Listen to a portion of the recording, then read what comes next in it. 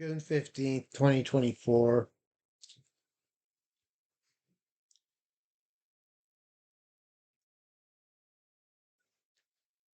We're so deep down the rabbit holes. Um,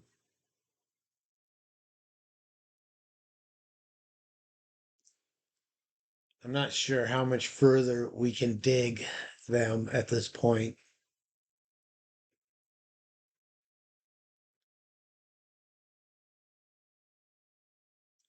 But we can make the Tare token the fuel for the native cloud OS.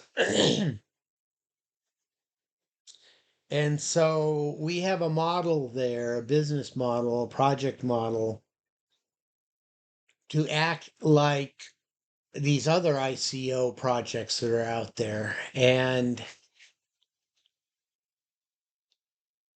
that is to say, and I'm thinking tokenization, that reserve of tokens we've kept, we start rewarding people with developing on our platform with like airdrops. Airdrops is a good one. So here's a grant of 40,000 Terra tokens to use to develop your game app on the native cloud OS. But it's kind of like a sweepstakes thing because you've done that. But wait, there's more. There's airdrops periodically that say, "Oh, you've been selected by whatever means," and that can take us into the DAO and our voting mechanism. Um, for an airdrop, here's 3 times what we paid you before. Bam! You were happy with $2,000. Here's $20,000. Thank you, thank you, thank you. Elbow grease.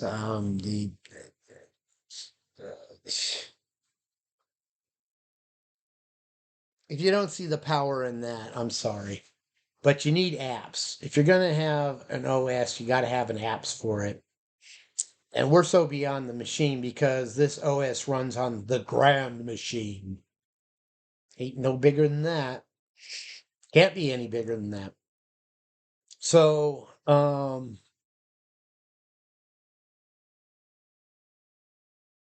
there we go. We've given utility, we've given value to our token, and there's kind of a paradox here as a systems developer. Investors are going want something that's going to appreciate in value, but we don't want our tokens to appreciate in value really because it's meant to be used. And so if they go up in value, then that means that the cost of using our machines goes up. Well, that might be fine. I guess that could work if, say, um, at $35, Solana's worth using as the token to develop on. But is that still true at $170 token? Maybe, maybe. If it is, then we've really got something there. Um, how can it not prosper?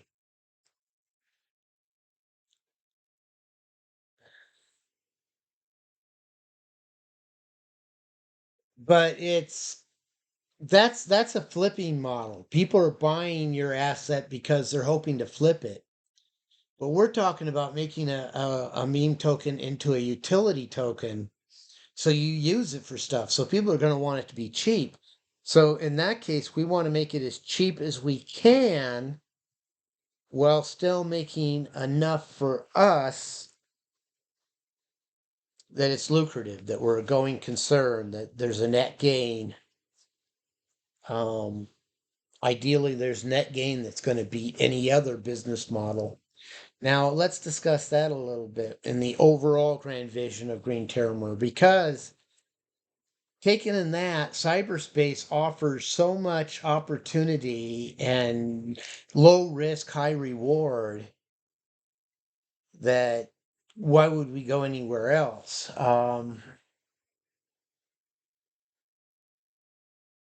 Well, what would drive that is because we want to.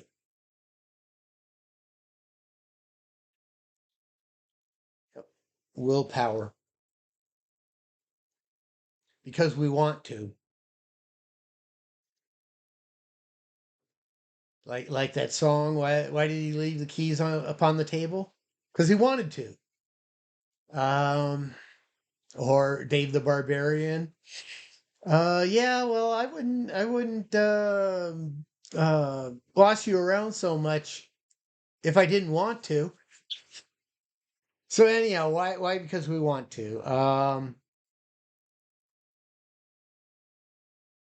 And so I can't say what we would do because it would be driven by a hypothetical, say like a retire. Okay, I keep thinking bistro. I don't know why. I guess because my friend Ray, I guess, ran a restaurant for a while or something. So I think chili was his big thing. Although I do like Larry Brown's idea from Tektronics there, the best managers I've ever worked for.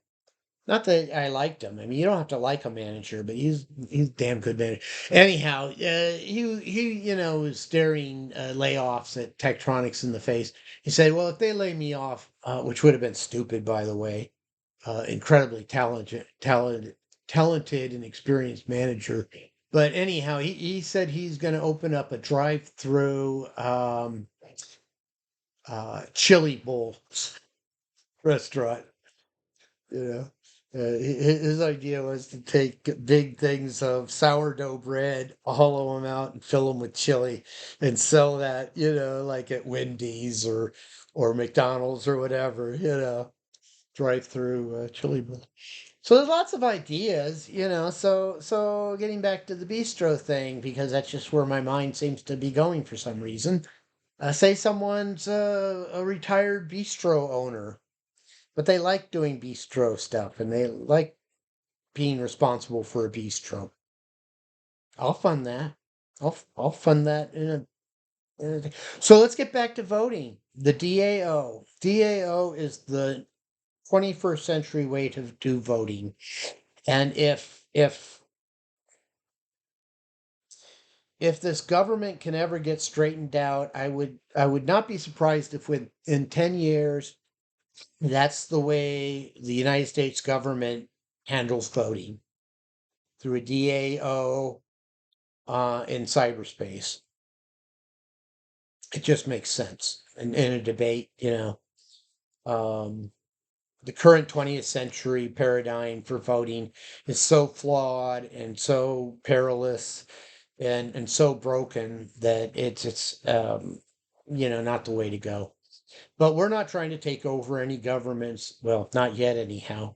Uh, DAO. So one of the things our bylaws will have in it is about voting through the DAO. And I've gone on about this in recordings before. Um, Unanimous votes, bad. Quorum's the way to go. But quorum also allows us to define what the quorum is within our bylaws. So with this DAO, and if you don't got it now, just there'd be very almost nobody that works for the MER that isn't plugged into IoT, into the internet. And so just about anything the governing or ruling or managing or board of directors, I like to think in terms of board of directors. I don't think of myself as a CEO. I'm looking for a CEO. I think of myself as like the board or chairman of the board. I'm more like the chairman of the board. Um, which wants to, within 3 to 5 years, take more and more of a passive role. So just about anything we care to vote on, we can do that and get a consensus of the overall MER, the overall organization, the overall company, the overall society, the overall clan, the overall intended community. Um, make a proposal. Somebody makes a proposal. Hey, you know what? I think we could really stand to have three cars in the carpool. I suggest these kind of cars and yada yada and um, I nominate such and such as the project leader on that. And they can come up with well, actually no. The way to do it is actually think of it more like when I worked for Marmot, when we bid on contracts for the Forest Service. Forest Service says, "Well, we want some things done."